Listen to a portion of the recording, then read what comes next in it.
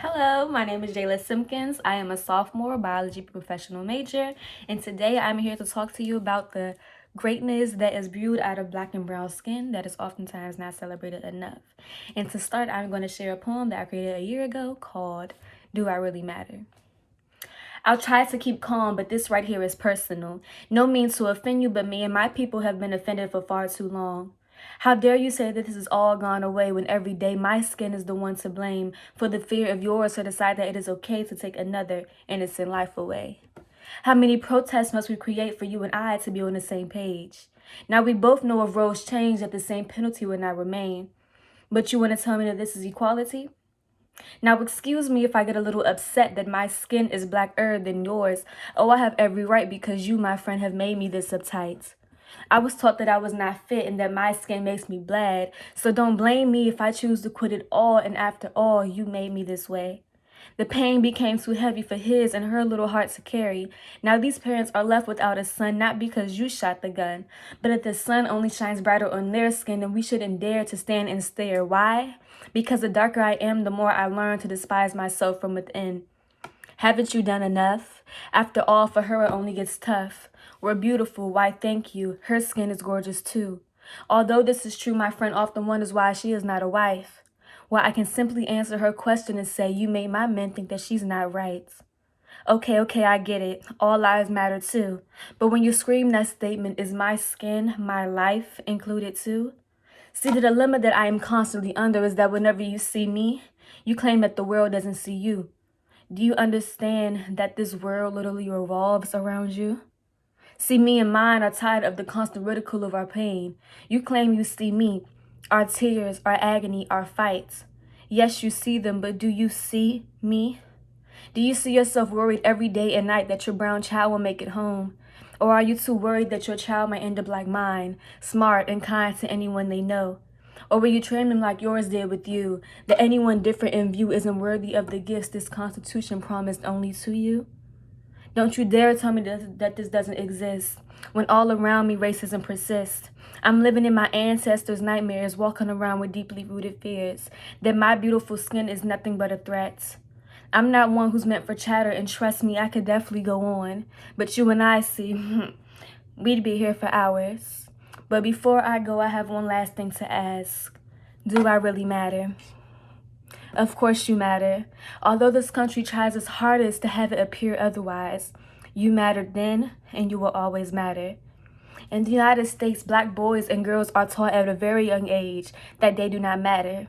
It should not reach the point where a little black girl chooses not to play with a doll that looks exactly like her because the society resembles that their skin makes them bad, and that white children are viewed as society's finest while black children are viewed, deemed, and bad.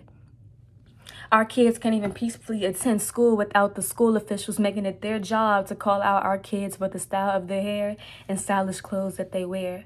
Black kids are more likely than their white counterparts to get suspended on little matters as simply as the style of their hair. And oftentimes, in school systems, black kids are used with excessive force during disciplinary actions as opposed to their white counterparts.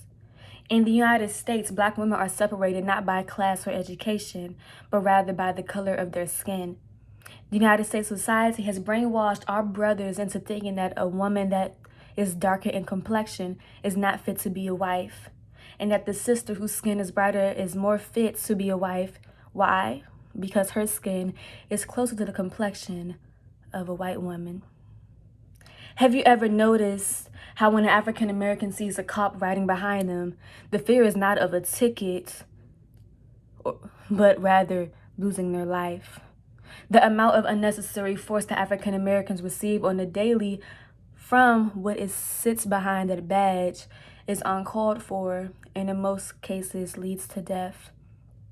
It has been proven that African American men and women have fear when encountered with a cop.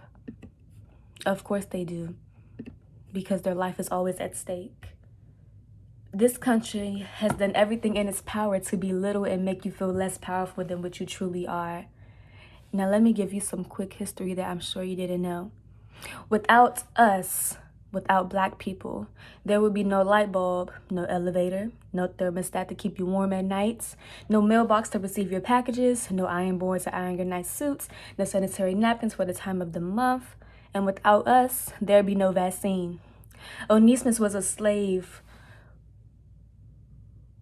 who, make a long story short, came up with the idea of vaccinations, helping save many lives during the smallpox outbreak in the 1700s.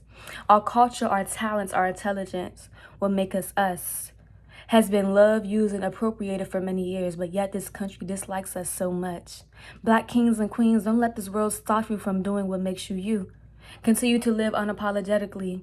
Continue to create and innovate. Continue to create change. Take roles in high places. Create good trouble. Continue to be resilient. Continue to strive. Prevail in areas that were created to see you fail. They don't like it when you are the most qualified in the room. So my Black kings and queens, continue to shake the room. Continue to make them mad. Know your roots. Continue to graciously make it through obstacles created for you. Don't let this world create an image of you that is built off lies and not truth. As you walk every day, walk as if 4,000 of your ancestors are walking right behind you. And don't forget, the fight never ended. It has just begun. Thank you.